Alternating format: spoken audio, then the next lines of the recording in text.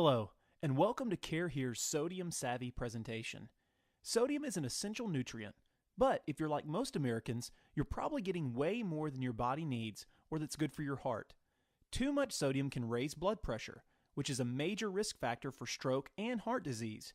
In today's presentation, you'll learn your recommended daily intake of sodium, the top foods that contribute to our overconsumption, and useful tips and tools to reduce your intake.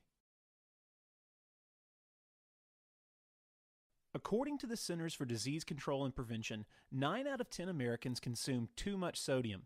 On average, American adults eat more than 3,400 milligrams of sodium per day, compared to the recommended 2,300 milligrams. The majority, about 65% of this sodium, comes already in foods we buy in retail stores, about 25% from food we eat in restaurants, and only about 10% from what we add during cooking or at the table. Reducing sodium intake can help lower your risk for high blood pressure, but a general healthful diet, regular exercise, and moderation with alcohol can improve your overall heart health. What's known as the DASH diet eating plan has been proven to lower blood pressure in studies sponsored by the National Institutes of Health. In addition to being a low-sodium plan, the DASH diet provides additional benefits to reduce blood pressure. It is based on an eating plan rich in fruits and vegetables, lean proteins, and whole grains. It is a high-fiber, low to moderate fat diet, rich in potassium, calcium, and magnesium.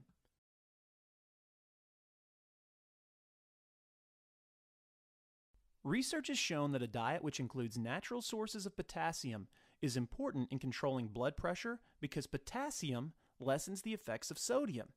Many of the elements of the DASH diet are good, natural sources of potassium. Potassium-rich foods include fruits and vegetables such as potatoes, bananas, oranges, tomatoes, and prunes, dairy foods like milk and yogurt, and seafood like halibut and tuna.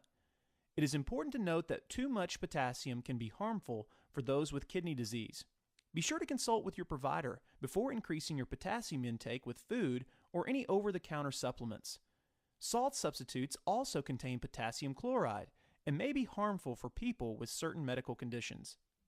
If you've been led to believe that sea salt is a low-sodium alternative to table salt, you're not alone. In a survey conducted by the American Heart Association, 61% of participants agreed. Unfortunately, there is little difference in sodium content between table salt and most sea salts. Sea salt is obtained directly through the evaporation of seawater. It is usually minimally processed, allowing it to retain its larger crystal natural minerals like magnesium, potassium, and calcium, giving it slightly more flavor. Table salt, on the other hand, is mined from salt deposits and then processed to give it a fine texture, stripping it of any minerals it may have contained. It is also usually supplemented with additives to prevent clumping or caking. Since most sea salts have a larger crystal size, they may contain less sodium by volume. For example, a teaspoon of table salt has about 2,300 milligrams of sodium, but a teaspoon of sea salt may have slightly less sodium because fewer crystals fit into the spoon. However, both table and sea salts contain about 40% sodium by weight. The next time you find yourself choosing between sea salt and table salt, keep in mind that both contain about the same amount of sodium. Be cautious of softened water. Water softeners are often used to reduce the amounts of calcium and magnesium that is found in hard water, which can cause buildup of minerals in the pipe system. In general, typical softened water contains about 12.5 milligrams of sodium per 8-ounce glass, which would be considered very low sodium by the FDA. However, if you live in an area with very hard water or tend to drink a lot of tap water, this extra sodium can start to add up. The 2010 U.S. Dietary Guidelines recommend that Americans ages 2 and older reduce sodium intake to less than 2,300 milligrams per day. Individuals who are 51 years of age and older, African Americans, and those who have high blood pressure, diabetes, or chronic kidney disease should further reduce sodium intake to 1,500 milligrams per day. You can see that compared to our current intake of over 3,400 milligrams per day, the vast majority of Americans are overconsuming sodium, increasing their risk for heart disease and stroke. Most of the salt we consume is already in the prepared foods we eat. not from our salt shakers. These 6 foods and food groups have been identified by the American Heart Association as the largest contributors of salt in our diet. Check the labels to find lower sodium or no salt added varieties. Look for the American Heart Association's Heart Check mark to find products that can help you make smarter choices about the foods you eat. Breads and rolls. Most bread will have 100 to 200 milligrams of sodium per slice. If you're eating a sandwich, those numbers add up quickly. Read the label and find a whole grain bread that has less than 200 milligrams of sodium per serving. Also, consider switching to whole grain pita pockets, whole grain English muffins, or whole grain bagel thins, all of which have fewer than 150 milligrams of sodium. And limit how much bread you eat throughout the day. 2 slices should be the maximum. The next category is cold cuts and cured meats. Just 2 ounces or 6 thin slices of deli meat can add up to half of a day's worth of recommended sodium intake. Ham is a particularly high offender, and there's no close alternative. If you do indulge in lunch meats, be sure to read the labels. Even those cold cuts marketed as low sodium may run high. Try substituting hummus, egg whites, veggies, or low sodium tuna as an alternative sandwich option. Pizza is the perfect storm of high sodium ingredients: cheese, tomato sauce, crust, and processed meats like pepperoni or sausage. Lessen the blow by choosing an olive oil sauce instead of tomato. Ask them to go light on the cheese and opt for veggie toppings instead of meat. Limit yourself to 2 small slices and have a salad or steamed vegetable to round out the meal. What about poultry? This one can be sneaky.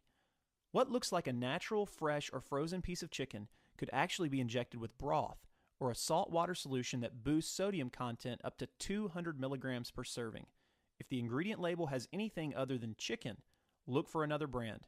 Avoid chicken that has already been prepared with seasonings and marinades, pre-cooked or fried. Consider fresh fish to bake or grill as a low-sodium alternative. Let's take a look at soups. Many prepared soups are a hidden bunker of salt. A single serving often measures in at 600 to 1,000 milligrams of sodium. And check that label. There's likely 2 servings per can. It helps to choose a lower sodium variety, but even those can total 400 plus milligrams per cup. Homemade soups made without store-bought broth or bouillon are a good alternative. Use fresh or dried herbs and spices to increase flavor without adding salt.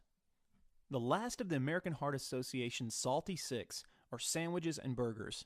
It's extremely challenging to follow a low-sodium diet if you dine out, particularly if you eat at fast food places, where a single sandwich can contain a day's worth of sodium.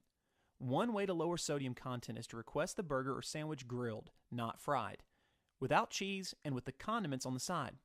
Barbecue sauce and ketchup in particular add sodium and sugar. A better option is to get half a sandwich with a side salad, fresh fruit, or yogurt. Cardiovascular disease is the leading global cause of death, accounting for 17.3 million deaths per year, a number that is expected to grow to more than 23.6 million by 2030. Nearly 787,000 people in the United States died from heart disease, stroke, and other cardiovascular diseases in 2011. About 85.6 million Americans are living with some form of cardiovascular disease or the after effects of stroke. Direct and indirect costs of cardiovascular diseases and stroke total more than $320.1 billion. That's billion with a B. According to the Center for Disease Control and Prevention, by just reducing the sodium Americans eat by 1,200 milligrams per day on average, could save up to $20 billion a year in medical costs. So how can we actually decrease our intake of sodium? Well, first limit the amount of meals you eat outside your home. By shopping for fresh foods and cooking at home, you're able to control not only the amount of sodium that goes into your food, but also unhealthy fats and added sugars. Use the nutrition facts label and ingredient list as tools for choosing lower sodium foods. Compare different brands of the same food as they may contain different amounts of sodium. Choose low-sodium dairy and protein foods, such as meat, cheese, peanut butter, nuts, and seeds.